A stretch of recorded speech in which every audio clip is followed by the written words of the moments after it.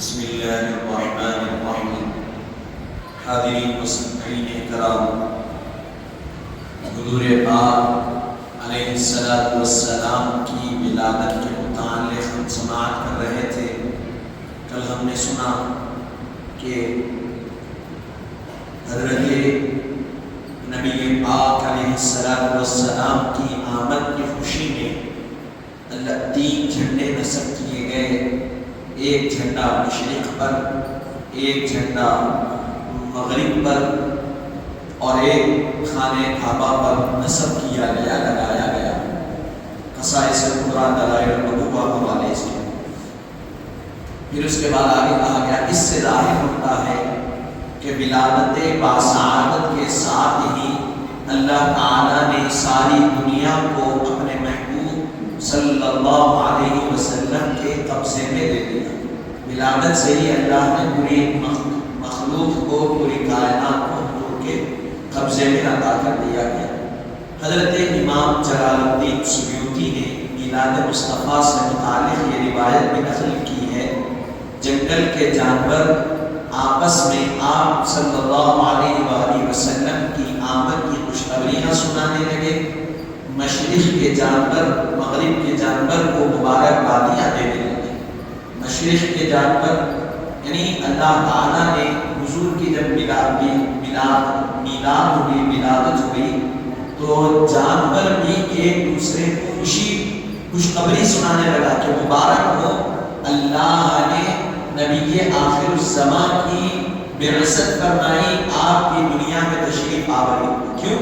اس لیے کہ آپ نے اس سے پہلے سنا کہ بیک گراؤنڈ کیا ہو چکا تھا، ماحول کیا ہو چکا، پورا خراب اور بالکل زمانے جاہلیت کا ایسا ماحول ہو چکا تھا کہ ہر طرف صرف برائیاں، ایسا انگلیوں پر گنا جا سکتا تھا کہ اس زمانے میں کون لوگ نیک گزرے۔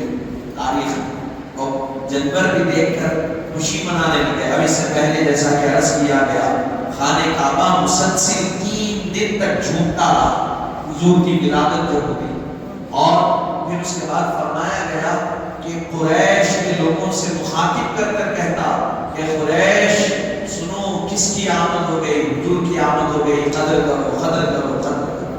لات، منات، حبول العزیٰ جو خانہ کعبہ میں صنم تھے، وہ سارے کے ساروں سے کعبہ مخاطب تھا کہ میرا نور مجھ کو لوٹا دیا گیا، اب تمہارا خاتمہ ہو گیا، اب تم یہاں سے ہٹ جاؤ گے۔ اور یہاں دور دور سے لوگ طواف کے لیے آئیں گے، اعتکاف کے لیے۔ میرے وجود کی جو روح تھی، جس مقصد سے، جس ایم سے، جس ہدف سے مجھے قائم کیا گیا، اللہ تعالیٰ نے کہا ان طہر بیتی للطائفین والعاکفین والرکع السجود۔ اے ابراہیم، خانہ کعبہ کو پاک کرو، کس کے لیے؟ طائفین، طواف کرنے والوں کے لیے، عاکفین، اعتکاف بیٹھنے والوں کے لیے، والرکع السجود، اور رکوع کرنے والوں کے لیے، سجود کرنے۔ تو جو مقصود تھا مجھے قائم کرنے کا، میری بنیادوں کا جو مقصد تھا، وہ مجھے پھر دوبارہ لوٹا دیا گیا۔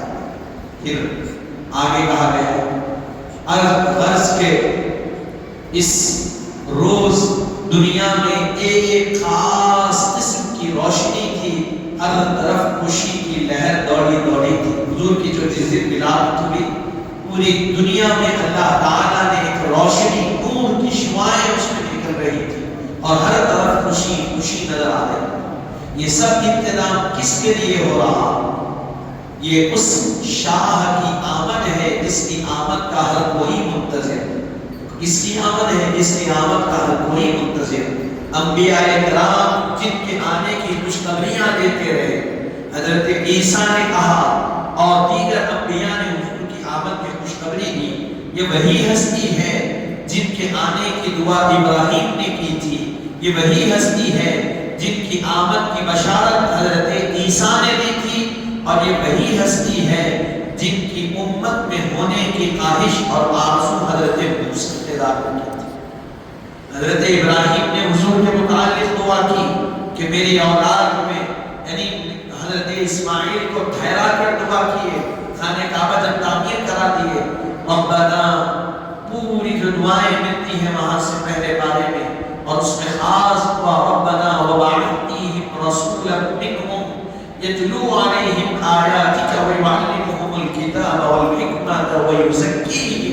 انک انت العزیز. حضور تعالی دعا کی کہ مولا میرے خاندان میں امامت رکھ اور پھر انہی میں سے ایک رسول کو پیدا فرما. ایک رسول کو، وہ کون تھے؟ رسول آخر. تو حضرت ابراہیم نے ان کے بارے میں دعا کی. حضرت عیسیٰ نے بشارت دی کہ میرے بعد جو نبی آنے والے ہیں من بعد اسمہ احمد. قرآن میں کہا میرے بعد جو نبی آنے والے ہیں ان کا نام نامی اسم گرامی احمد ہوگا. تم اپنے دین کو چھوڑنا، کتاب کو چھوڑنا، ان کی تخلیق کرنا. پھر حضرت موسیٰ نے دعا کی کہ مولا مجھے نبوت کیوں دی؟ مجھے نبوت نہ دیتا، مجھے نبی نہ بناتا، مجھے صرف حضور پاک کی امت میں پیدا کر دیتا تو یہ میرے لیے بہتر تھا. اس میں حضرت موسیٰ نے، اور موسیٰ علیہ السلام کا کمال کیا ہے؟ سارے انبیاء میں سب سے زیادہ معجزات اللہ نے حضرت آدم سے عیسیٰ تک اگر کسی کو عطا کیے تو حضرت موسیٰ کو عطا کیے. 9 معجزے سب سے زیادہ کتنے تھے؟ 9 معجزے اللہ نے عطا کیے تھے. حضرت آدم سے حضرت عیسیٰ تک حضرت موسیٰ کو اللہ نے سب سے زیادہ معجزے عطا کیے. ان کو کلیم اللہ بنایا. لیکن جب بات حبیب اللہ کی، آپ کے اور ہمارے نبی کی بات آئی، ایک معجزہ نہیں، 2 معجزے نہیں، سراپا حضور کی پوری ذات کو معجزہ بنا کر دنیا میں بھیجا. اور حضرت موسیٰ سے اللہ نے کلام کیا اور موسیٰ نے کہا کہ مولا ربی ارنی انظر الیک، مولا میں تجھے دیکھنا چاہتا ہوں، دیکھنا چاہتا ہوں. لن ترانی، کہا مولا موسیٰ مجھے نہیں دیکھ سکتے. اور جب حبیب پاک کی بات آئی، آپ کی اور ہمارے نبی کی، تو معراج کی رات حضور بستر استراحت پہ آرام کر رہے تھے. اللہ جبرائیل کو بھیج کر بستر استراحت سے، یعنی مکہ معظمہ سے بیت المقدس، پھر وہاں سے 7 آسمانوں، جنت و دوزخ، ملائے اعلیٰ، عرش معلیٰ، کرسی، لوح قلم سب دکھاتے ہوئے سدرۃ المنتہا، پھر لامکان تک بلا کر اپنے دیدار سے مشرف کرایا. یہاں موسیٰ ایک تجلی دیکھے بے ہوش ہو گئے. تو اسی لیے کہا گیا کس کو دیکھا؟ موسیٰ سے پوچھے کوئی، آنکھ والوں کی ہمت پہ لاکھوں سلام.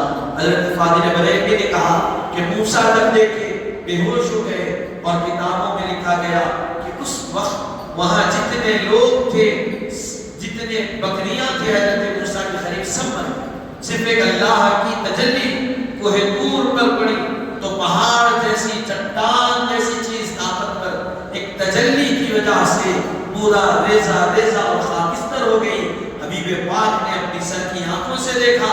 اللہ نے قرآن میں ارشاد فرمایا ما زاغ البصر وما طغى. پھر اسی سورہ نجم میں فرمایا کہ اللہ تعالیٰ اور حبیب بندہ اتنا قریب ہو گئے، اتنا قریب ہو گئے کہ دونوں کے درمیان صرف ایک کمان کا فاصلہ، ایک کمان کا جو فاصلہ ہوتا ہے اتنا فاصلہ رہا. اسی لیے کہا کہ کس کو دیکھا؟ موسیٰ سے پوچھے کوئی، آنکھ والوں کی ہمت میں لاکھوں سلام. پھر اب آگے کہا جا رہا اب یہاں سے حضور کی تاریخ ولادت کے بارے میں. اصحاب فیل جو واقعہ آپ نے سنا، الم تر کیف فعل ربک باصحاب الفیل، سورہ فیل میں اس واقعے کا ذکر کیا گیا. اصحاب فیل سرسری طور پہ مختصر انداز، اب رہا ایک بادشاہ لشکر لے کے آیا کعبے کو توڑنے کے لیے. اور یہ واقعہ کب ہوا؟ حضور کی ولادت سے 50 یا 55 دن پہلے ہوا. حضور کی دنیا میں تشریف آوری سے 50 یا 55 دن پہلے ہوا یہ واقعہ. پھر اس کے بعد مکہ معظمہ میں 12 ربیع الاول پیر کے دن بمطابق 20 اپریل 571 عیسوی صبح صادق کے وقت آقا کریم صلی اللہ علیہ وآلہ وسلم کی ولادت مبارک ہوئی. اب یہاں حضور کی ولادت 12 ربیع الاول پیر کے دن مطابق 20 اپریل 571 عیسوی صبح صادق کے وقت حضور کی ولادت مبارک ہوئی. حضرت علامہ ابن کثیر رحمۃ اللہ علیہ لکھتے ہیں عن جابر وابن عباس انہما قال لا ولد رسول اللہ صلی اللہ علیہ وسلم عام الفیل یوم الاثنین الثانی عشر من شهر ربيع الأول وهذا الجمهور. حضرت جابر رضی اللہ عنہ اور حضرت عبداللہ بن عباس، حضرت جابر اور حضرت عبداللہ بن عباس دونوں سے روایت ہے، انہوں نے کہا، انہوں نے فرمایا رسول اللہ صلی اللہ علیہ وسلم کی ولادت باسعادت عام الفیل روز دوشنبہ 12 ربیع الاول کو ہوئی، اور یہی جمہور علماء کے نزدیک مشہور ہے، یہی قول کیا ہے؟ راجح ہے، مشہور قول یہی. پھر اس کے بعد اب 12 ربیع الاول کی خصوصیت بتائی جا رہی ہے. ماہ ربیع الاول دوشنبے کو حضور کی ولادت باسعادت ہوئی، یہ پہلی اس کی خصوصیت ہے. دوسری خصوصیت یہ ہے کہ ماہ ربیع الاول دوشنبہ، دوشنبہ یعنی پیر کا دن، ماہ ربیع الاول پیر کے دن حضور کی ولادت ہوئی 12 کو. اسی طرح ماہ ربیع الاول پیر کے دن ہی آپ صلی اللہ علیہ وسلم نے اعلان نبوت بھی فرمایا. حضور نے اعلان نبوت کب فرمایا؟ 12 ربیع الاول پیر ہی کا دن تھا. پھر 12 ربیع الاول دوشنبے کے دن ہی، پیر کے دن ہی حضور مدینے میں داخل ہوئے. مکے سے ہجرت کیے، مدینے میں جس دن داخل ہوئے وہ دن بھی 12 ربیع الاول اور پیر کا دن تھا. پھر چوتھی چیز بتائی گئی، اور ماہ ربیع الاول ہی میں وہ پیر کے دن حضور پاک علیہ السلام کا ولادت وصال مبارک ہوا، انتقال. ولادت بھی اسی دن ہوئی، اعلان نبوت بھی اسی دن فرمایا. پھر اس کے بعد مدینے میں داخل بھی اسی دن ہوئے، اور وصال مبارک بھی اسی دن. ولادت بھی ہوئی، وصال بھی ہوا، اعلان نبوت بھی فرمایا، اور مدینے میں داخل ہوئے. ولادت ہوئی خوشی کا دن، اعلان نبوت فرمایا خوشی کا دن، مدینے میں داخل ہوئے خوشی کا دن. اب وصال تو کیا ہے؟ خوشی کا دن ہوا. کہا ہاں ہمارے اور آپ کے لیے. کیوں؟ اس لیے کہ کس سے ملاقات کرنے کے لیے حضور کا وصل ہوا. حضور وصل، وصال یعنی منتقل ہونا. حضور کا وصل ہوا تو کس طرف ہوا؟ جس 63 سالہ زندگی میں حضور کس کی طرف قوم کو بلاتے رہے؟ اللہ کی طرف بلاتے رہے، وحدانیت کی دعوت دیتے رہے. اور اب جا رہے ہیں تو کس سے ملاقات کے لیے جا رہے ہیں؟ اسی پروردگار سے. اور یہ غم کا دن تھا. علماء نے کہا کس کے لیے تھا؟ صحابہ کے لیے غم کا دن تھا. صحابہ کے لیے. کیوں؟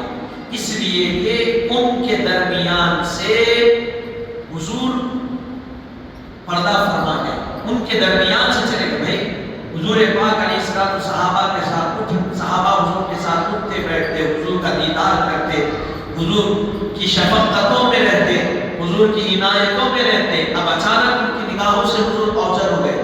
ان کے لیے یہ غم کا دن.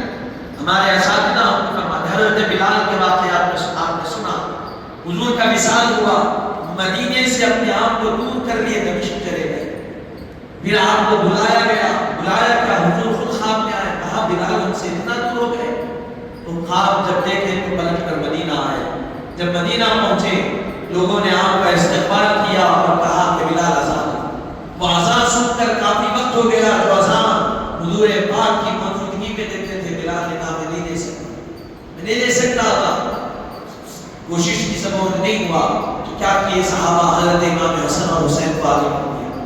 حضرت امام حسن اور حسین نے کہا کہ بلال آزاد. کہا کہ میں آپ کو ناراض نہیں، آپ شہزادوں کو میں ناراض نہیں کر سکتا، آپ کی ناراضگی کا میں سبب نہیں بن سکتا. اسی لیے کہ رسول پاک نے کیا ارشاد فرمایا کہ جو میری اہل بیت کو ناراض کرا اس نے مجھے ناراض کیا. میں آپ کو ناراض نہیں کہا. آزاد دیے اذان. اللہ اکبر، اللہ اکبر، اللہ اکبر، اللہ اکبر کہیں. اشہد ان لا الہ الا اللہ، اشہد ان لا الہ الا اللہ، اشہد ان محمد رسول اللہ. پر جب آئے تو لکھا گیا کہ چیخ مار کر بے ہوش ہو گئے. بے ہوش ہو گئے. کچھ دیر کے بعد ہوش آیا. پوچھا کہ کیا وجہ ہے؟ ارشاد فرمایا کہ میں ہمیشہ اشہد ان محمد رسول اللہ بولتا تو اپنی نگاہوں کے سامنے حضور کو دیکھ کر بولتا. آج بولا تو حضور موجود نہیں ہے، میرا دل تڑپ گیا، میری محبت مجھے جھنجھوڑ دی اور بے ہوش. یہ حضور کی محبت ایسی ہونی چاہیے، حضور کا نام لیا جائے تو مچل جائے انسان اندر سے، ایمانی حلاوت اس میں پیدا ہو جائے. مگر اگر نہیں ہو رہی ہے تو یہ سمجھیے کہ کہیں آپ کی اور رسول کی محبت میں کچھ کمی ہے. اگر حضور کی محبت میں کمی ہے، آج جو ہمارا زوال ہے، آج جو ہماری مستی ہے، سوشلی طور پر، اکنامک طور پر، سماجی طور پر، معاشی طور پر اور ہر اعتبار سے تعلیمی میدان میں صلاحیتیں ہم جو نہیں بن پا رہے ہیں، اس کی وجہ یہ ہے ہمارا تعلق حضور پاک کی زندگی اور سنتوں سے کم ہو گیا۔ ہمارے آباء و اجداد، ہمارے اسلاف بھی حضرت صلاح الدین ایوبی قوم گزرے، کوئی اور نہیں تھے، مسلمان ہی تھے۔ حضرت سیدنا شیخ عبد القادر جیلانی غوث العظم دستگیر قوم گزرے، حضور ہی کے شہزادے ہوئے۔ حضرت معین الدین حسن سنجیزی غریب نواز قدس اللہ سرہ العزیز قوم گزرے، مسلمان ہی تو گزرے نا۔ ان سے انقلاب کیوں دنیا میں پیدا ہوا، دنیا میں تبدیلی کیوں آئی؟ اسی لیے کہ یہ حضور کی سنتوں کے بالکل تابع تھے، حضور کی سنتوں پر ہر آن ہر لمحہ عمل کرنے والے۔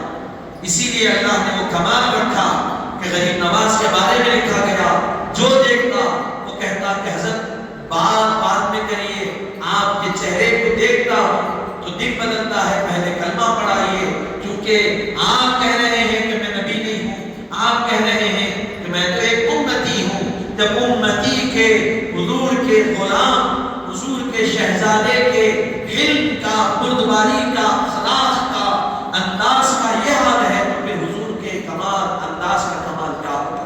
ہاں پہلے کلمہ پڑھائیے، ہم داخل اسلام۔ تو یہ کیا تھا؟ حضور کی سنتوں کی اتباع کی عروج ان کو نصیب ہوا، حضور کی سنتوں کی اتباع کی۔ 99 لاکھ لوگ آپ کے دست مبارک پر کلمہ پڑھ کر داخل اسلام۔ بر صغیر میں ہندوستان، پاک، بنگلہ دیش، انڈونیشیا اور یہ جو بر صغیر جو کہا جاتا افغانستان، اس میں جو کچھ دین اسلام نظر آ رہا ہے یہ معین الدین حسن رضی اللہ عنہ کا فیض ہے، اس کے علاوہ کوئی اور چیز نہیں۔ حاضرین محترم، اب یہاں بتلایا جا رہا یہ ہو چکا، اب یہاں ماہ ربیع الاول کی یہ 4 خصوصیتیں بتلائی گئی کہ اس میں یہ تمام خصوصیتیں پیش آئی۔ اب ولادت باسعادت کے لیے ماہ ربیع الاول کا ہی انتخاب کیوں ہوا؟ کسی بھی رمضان میں آ سکتے تھے، بھائی رمضان فضیلت والا مہینہ، لیکن ربیع الاول کا کیوں انتخاب کیا گیا؟ فرما رہے ہیں حضور پاک علیہ السلام کی ولادت باسعادت کا مہینہ ربیع الاول ہے۔ آپ کی ولادت مبارکہ اس مہینے میں ہونے کی مختلف حکمتیں، اس میں الگ الگ حکمتیں پوشیدہ، ان میں سے ایک حکمت یہ ہے کہ ربیع کا معنی ہے بہار۔ ربیع کا معنی کیا ہے؟ بہار۔ بہار کے ہیں، جب موسم بہار آتا ہے تو مردہ زمین زندہ ہو جاتی ہے، موسم بہار آتا ہے سوکھے ہوئے درخت بھر جاتے ہیں، پھر سے ہرے بھرے ہو جاتے ہیں، تر و تازہ ہو جاتے ہیں، باغ اور چمن کو اپنی کھوئی ہوئی رونق لوٹا دی جاتی ہے، خشک زمین میں پھر ہریالی اگتی ہے۔ اللہ تعالی ماہ ربیع الاول موسم بہار میں مہتاب نبوت، آفتاب رسالت صلی اللہ علیہ وسلم کو بھیج کر یہ اشارہ فرما رہا ہے کہ اے لوگوں، یہ نبی مکرم صلی اللہ علیہ وسلم جو تم میں تشریف لا رہے ہیں وہ دلوں کی سوکھی کھیتیوں کو سرسبز و شاداب کرنے کے لیے آئے۔ جو دل سوکھ گئے اس کو سیراب کرنے کے لیے حضور تشریف لا رہے ہیں۔ ارشاد فرمایا جو مردہ دلوں کو زندگی بخشنے کے لیے آ رہے ہیں، جو لوگ ظلم و ستم کے بوجھ میں دبے ہوئے ہیں انہیں رہائی دلانے کے لیے حضور آ رہے ہیں، جن پر ظلم ڈھایا جا رہا ہے ظالموں کو ان کے ظلم کا حساب لینے کے لیے اور مظلوموں کی مدد کرنے کے لیے حضور آ رہے ہیں۔ پھر اس کے بعد ارشاد فرمایا کہ لوگوں کے دلوں کو محبت سے مزین کرنے کے لیے حضور آ رہے ہیں، لوگوں کے دلوں میں محبت پیدا کرنے کے لیے حضور آ رہے ہیں اور انہیں حلاوت ایمان مرحمت فرمانے کے لیے حضور تشریف، ان کے دلوں کو حلاوت ایمان عطا کرنے کے لیے حضور تشریف لا رہے ہیں اور غفلت میں ڈوبے ہوئے دلوں کو یاد خدا سے معمور کرنے کے لیے حضور آ رہے ہیں۔ جو دل غفلت میں ڈوبے ہوئے ہیں، خدا کی یاد سے دور ہے، ان دلوں کو خدا کی یاد کی طرف لوٹانے کے لیے حضور آ رہے ہیں۔ اب تک اداسی اور غم کا حال گزار دو عالم تشریف لا رہے ہیں. اب ہر طرف اداسی تھی، غم تھا، اب وہ غموں کا مداوا، وہ اداسی کا مداوا بن کر حضور غم گزار عالم، سارے عالم کے غم گسار بن کر دنیا میں تشریف لا رہے ہیں. پھر آگے فرمایا گیا حضور کی ولادت باسعادت کی اعجازی شان کیا تھی. حضور کی ولادت باسعادت کے ساتھ ہی آپ سجدہ ریز تھے. حضور پیدا ہوئے کس حالت میں پیدا ہوئے؟ حالت سجدہ میں پیدا. بچہ پیدا ہوتا آپ سب جانتے جتنے بیٹھے تقریباً جسم پہ غلاظت ہوتی، بچے کو نہلایا جاتا، پوچھا جاتا، صاف کیا جاتا، پھر ایک تعلق ہوتا ماں کی پیٹ سے بچے کی گومی تک جڑا ہوا ہوتا، ناف تک اس کو کاٹا جاتا. یہ سب آپ نے دیکھا. لیکن جب حضور کی ولادت ہوئی ارشاد فرمایا نہ نہلانے کی ضرورت، حضور پاک پیدا ہوئے. بچہ پیدا ہوتا اس کو سرما لگایا جاتا، حضور پیدا ہوئے تو سرما لگا ہوا تھا. حضور کے جسم مبارک سے مشک کی خوشبو مہک رہی تھی. اور حضور پیدا ہوئے، ہر بچہ پیدا ہوتا ہے تو برہانہ آتا ہے.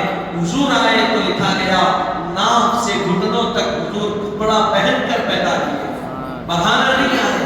اللہ تعالیٰ نے خیال رکھا کہ کون آ رہے ہیں، نبیوں کے سردار آ رہے ہیں، تو شان سے بتا ہے.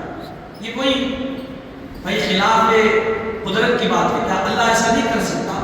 جو خدا حضرت عیسیٰ کو بغیر باپ کے پیدا کر سکتا، وہ خدا حضور کو اگر ایسے کمال کے پیدا کر دے تو تعجب. ہم یہ نہیں کہہ رہے کہ اس میں حضور کا کمال ہے، ہم یہ کہتے ہیں اللہ کا کمال. اللہ نے اپنی قدرت سے ایسا کیا. حضور آئے، سجدے کی حالت میں آئے، شہادت کی انگلی آسمان کی طرف اٹھی ہوئی تھی اور کیا کہہ رہے تھے؟ اشہد لا الہ الا اللہ انا محمد رسول اللہ.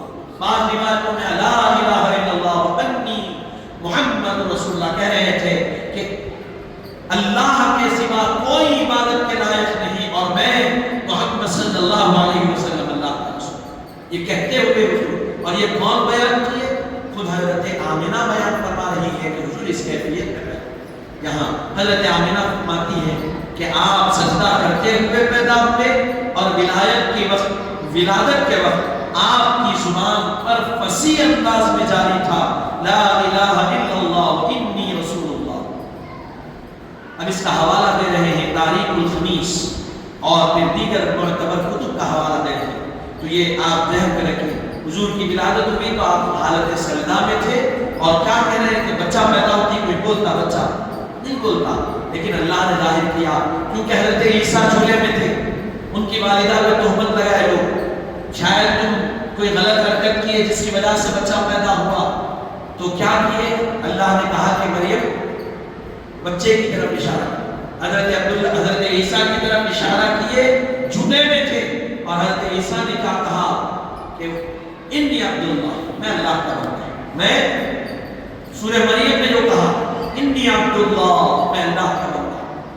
آپ جھولے میں آپ نے اپنی والدہ کی پاکیزگی کا اعلان فرمایا. اور حضور اگر پیدا ہوتے کلمہ پڑھتے تو اس میں کوئی تعجب کی بات نہیں ہے، تعجب ہونے کی بات نہیں. حضور کی ذات ہی ایسی ہے جیسے حضرت ابوبکر کو ابو لہب کیا کیا بلا کے ابو جہل بلایا. حضور معراج کو کیا کیا پہلے پوچھا. کوئی ایک رات کے حصے میں خانہ کعبہ سے مسجد اقصی گیا، پھر وہاں سے آسمانوں کا سیر کیا، جنت و دوزخ، پھر اسی حصے میں واپس آ گیا. تو کیا آپ اس کو قبول کرتے؟ آپ اس کو قبول کرتے کیا؟ حضرت ابوبکر بولے مشکل ہے قبول کرنا. کہا ایسا آپ کے نبی کہہ رہے ہیں ایسا کیوں؟ ارشاد فرما ایک اتنی چھوٹی بات پر پریشان ہے، ہم جتنا حضور کے ساتھ رہتے ہم اس سے زیادہ کئی عجائب باتوں کو دیکھتے تو کیا پریشان ہوگا. اگر حضور نے کہا تو اب میں گواہی دیتا ہوں کہ اللہ تعالیٰ کرانے والا ہے اور حضور کرنے والا، اس میں کوئی شک کی بات نہیں. بھاگنے کا مطلب یہ کمال حضور کی ذات کو اگر سمجھ گئے، ایک چاہے چھوٹی چیز ہے، اللہ کی قدرت میں کون سی چیز نہیں ہے، ساری چیزیں ہیں. اب قرآن شریف میں حضرت عیسیٰ علیہ السلام کی ولادت کا ذکر آتا.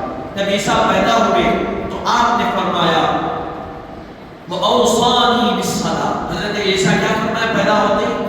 وَأَوْصَانِي بِالصَّلَاةِ، اور اللہ تعالیٰ نے مجھے نماز کی وصیت کی سورہ مریم میں حضرت عیسیٰ جبکہ روح اللہ ہے نماز کی وصیت کا ذکر کرتے ہوئے دنیا میں آئے تو سید الانبیاء حضرت محمد صلی اللہ علیہ وسلم جو کہ حبیب خدا ہے، جو عملی طور پر رکن نماز سجدہ کرتے ہوئے پیدا، حضرت عیسیٰ پیدا ہوئے تو نماز کا ذکر کرتے ہوئے پیدا ہوئے، اور حضور پیدا ہوئے تو نماز کا رکن سجدہ کرتے ہوئے پیدا ہوئے۔ یہ کمال حضور حضرت محدث رکن عبداللہ شاہ صاحب نقشبندی قادری مجددی رحمۃ اللہ علیہ نے میلاد نامے میں تحریر فرمایا ہے، حضرت عیسیٰ میں پیدا ہو کر انی عبداللہ فرما رہے اور اقرار عبودیت عبدیت کر رہے ہیں۔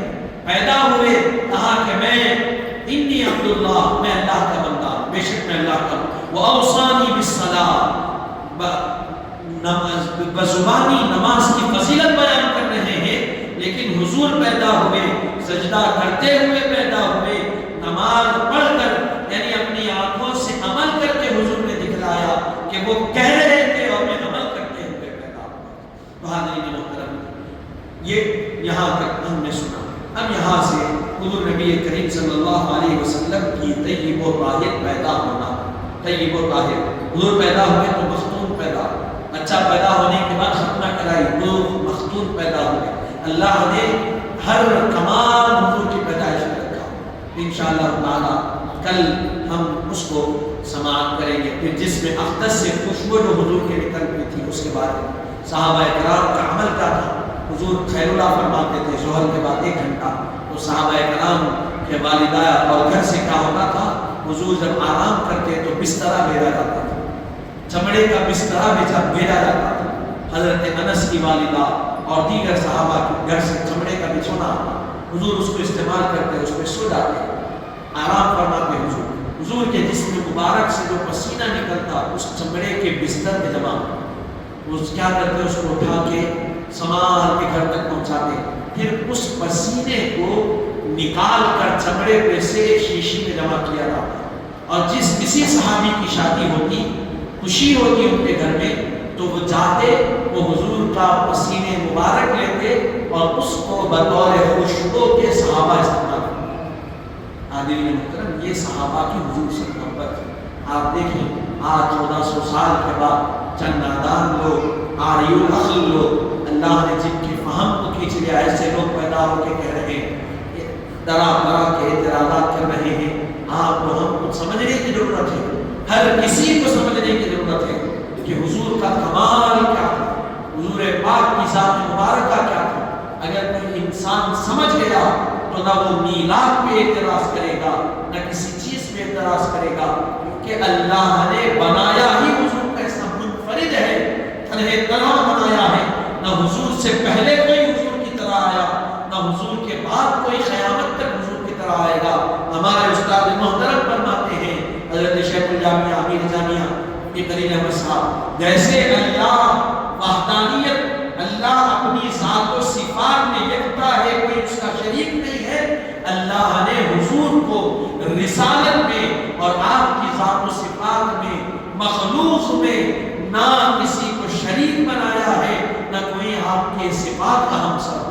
اللہ نے آپ کو یکتا رکھا ہے پوری مخلوق میں۔ اللہ کے بعد اگر کسی کا سب سے بلند مقام ہے تو وہ حضور کا مقام، اسی لیے کہا گیا انسان جیسے اللہ کی حضور، اللہ کے محبوب حضور کی تعریف کرنا، تعریف کرو۔ کہا گیا صرف 3 چیزیں مت کرو، اللہ مت بولو، اللہ کے جیسے مت بولو، اللہ کی طرح مت بولو، بس اتنا مت بولو، اس کے علاوہ جو حضور کی شان میں بول سکتے ہو۔ ملائکہ بھی حضور کے در کے غلام، شیاطین، اور آپ کو معلوم کہ جنات جو برے جن ہوتے ہیں، بدجن، شیطان، ابلیس کا پوترا، حضرت محدث سے ذکر لکھے اس کو، ابلیس کا پوتا، ابلیس کا پوترا۔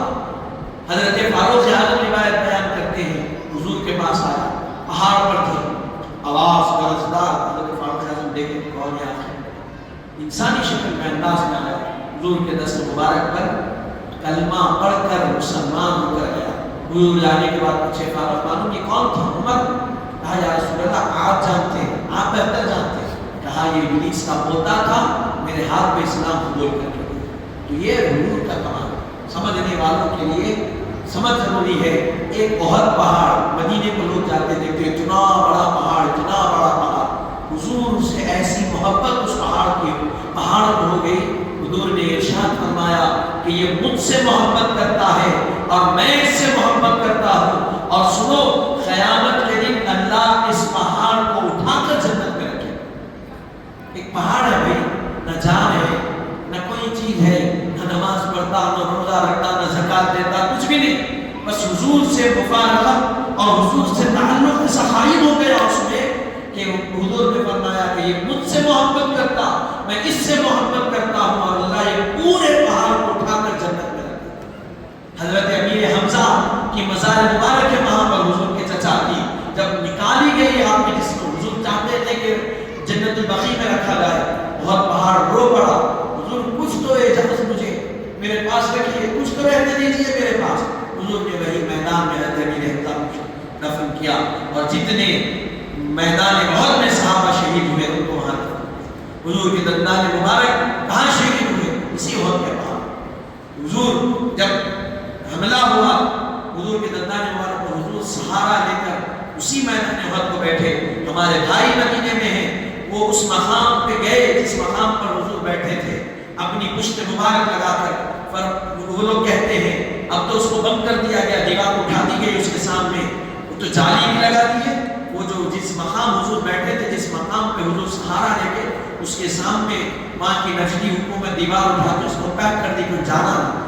جو پہلے جب کھلا تھا آج سے 10 سے 12 سال پہلے, وہاں جب گئے تو کہتے کہ آج بھی اس مقام پر جاتے, کوئی عطر نہیں لگایا کچھ بھی نہیں, لیکن اس مقام سے ایسی خوشبو مہکتی. پہاڑ میں جب قریب جاتے تو مشک و عنبر کی خوشبو وہاں سے آتی. کیوں؟ اس لیے کہ حضور کی پشت مبارک لگی, آج بھی وہاں خوشبو ہوتی. میں خود گیا, حضور جب ہجرت کر کے آئے, جانے کا مجھے موقع ملا وہ مسجد جہاں حضور سب سے پہلے نماز پڑھے, اور جس جگہ حضور تشریف لائے وہ مقام جہاں پر وہ مدینے کی بچیاں آ کر دف بجا کر حضور کا استقبال کی, اس مقام پر آج بھی سجدہ کرتے ہیں تو خوشبو حضور کی وہاں سے مشک اور عنبر کی مہکنے لگتی آنے لگتی. وہاں یہ کیا ہے, 1500 سال ہو گئے لیکن اللہ نے خوشبو باقی رکھا, وہ کمال باقی رکھا. اسی لیے کہ حضور کی ذات مبارکہ اللہ نے ایسا ہر چیز کو محفوظ رکھا.